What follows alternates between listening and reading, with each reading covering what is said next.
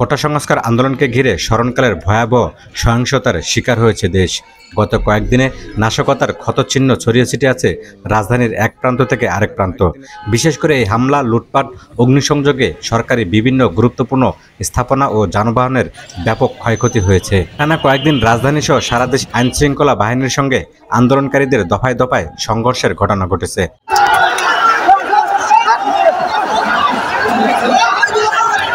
এ সময় সরকারি বিভিন্ন স্থাপনা ভাঙচুর সহ যানবাহনে অগ্নিসংযোগ করে দুর্বৃত্তরা।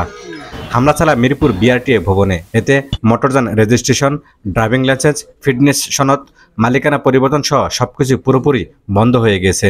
Mirpur circle office automatic fitness মেশিনের সনদ পুড়ে গেছে। এতে স্বয়ংক্রিয়ভাবে গাড়ির ফিটনেস পরীক্ষাও করা যাবে না।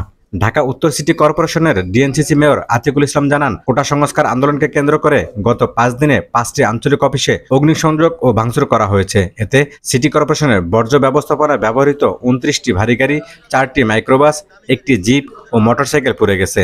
এছাড়াও ভাঙচুর করা হয়েছে আরও 34টি গাড়ি। সব মিলিয়ে সিটি কর্পোরেশনের ক্ষতি প্রায় 120 কোটি টাকা। এবং আজকে যে সম্পদগুলো পুড়িয়ে দেওয়া হলো, এটা ঢাকা শহরের ট্যাক্সের টাকা দিয়ে আমরা এগুলো কিনেছি।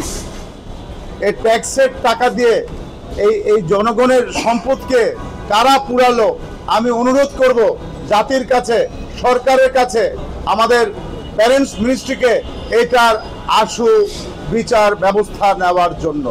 দুর্বৃত্তদের হামলায় মেট্রো রেলের কয়েকটি স্টেশনও ভাঙচুর করা হয়। এতে বন্ধ হয়ে যায় মেট্রো রেল চলাচল।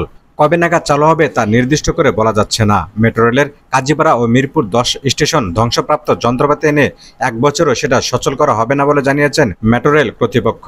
Mohammad Asif, news desk.